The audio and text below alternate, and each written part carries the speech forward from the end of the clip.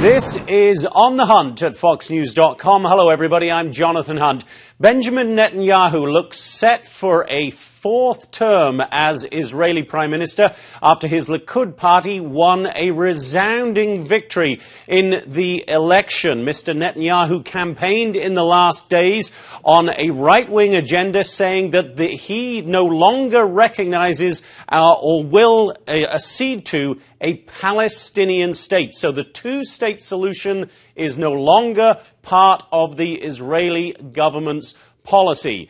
There were a lot of cheers, as you can see, in the Likud party headquarters. There were probably not so many cheers in the White House. President Obama has had a difficult relationship, as we all know, with the Israeli Prime Minister. So what does this all mean for the Middle East going forward, and indeed for relations between Benjamin Netanyahu and President Obama? To discuss all of this, I'm joined by Oren Kessler, who is Deputy Research Director with the Foundation for the Defense of Democracies. Oren, good to see you. Thanks for being here. Thanks for having me. First of all, what on earth is going on with the Israeli polling system and exit polls? We were told this was a really tight race. Even when those exit polls came out, the initial word was it was too close to call. And yet now, as we get more results, a resounding victory is the only way to describe it for Netanyahu. The preliminary polls that came out in the lead-up to the election were, as you state, were quite different from what we actually got yesterday, and it's attributable to a few things. I think Israel is an extremely fractious society. I think it's very difficult to put a pollster in every community or to call up enough homes to make a representative sample, as it were. I think a lot of people just simply changed their minds as well in the lead up to the election. They weren't sure until they cast that ballot who they were going to vote for. And then in terms of exit polls, which also were not particularly accurate, I'm seeing a lot of anecdotal evidence that people just simply didn't want to say who they had voted for, particularly people who voted for right-of-center parties. But this seems to be a certain trend among Israeli voters to simply not want to say. Oren, do you think that this was a straightforward choice for a lot of Israelis between the opposition, who were talking more about economic issues, and Mr. Netanyahu, who made it, certainly in the last days, all about the security of Israel's citizens? Is that what it came down to? More people care about security than their own economic well-being, perhaps? I think security and economics are certainly the two main issues here. It's hard to say exactly which one trumped the other. It's true that Netanyahu has a reputation as sort of Mr. Security, or he certainly tries to hold up that own reputation for himself. But let's not forget that the kingmaker in this election is a man by the name of Moshe Kahlon, who was a former Likud minister. And he's gotten about 10 seats, and his platform, his vision, is an economic one.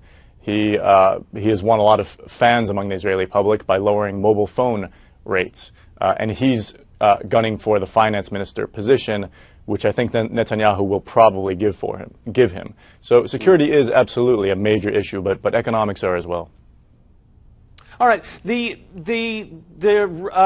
refusal by Netanyahu in the last days, or his announcement that he will not consider a Palestinian state, it will not happen on his watch. That is a pretty dramatic statement from an Israeli Prime Minister. It's the basis, obviously, the two-state solution has been the basis of peace talks for so long, and now that is out the window. How important and significant a statement is that? And do you think he really means it, or was it just election campaigning?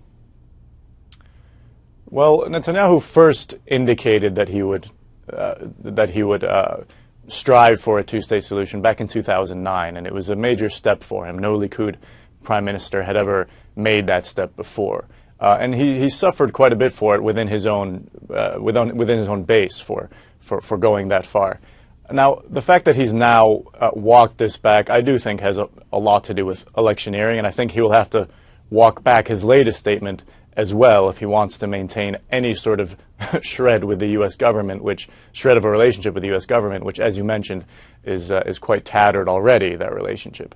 So I would expect over the coming days and weeks, after Netanyahu has presumably cobbled together a coalition, for him to walk back that statement and say, well, look, the region is aflame.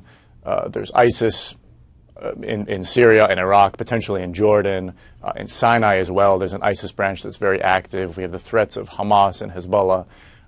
And simply in these circumstances, it's very difficult to see the circumstances being right.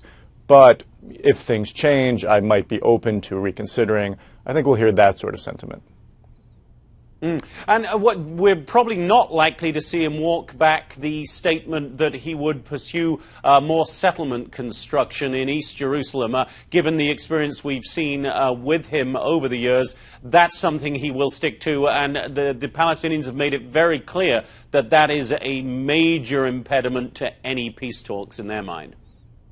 Right. Even at his most conciliatory, Netanyahu has made quite clear that while settlements in the West Bank are up for discussion, those neighborhoods in East Jerusalem are a different category. Netanyahu and the Likud, and indeed many Israelis, view Jerusalem as their capital. They want it to remain united. Many Israelis do.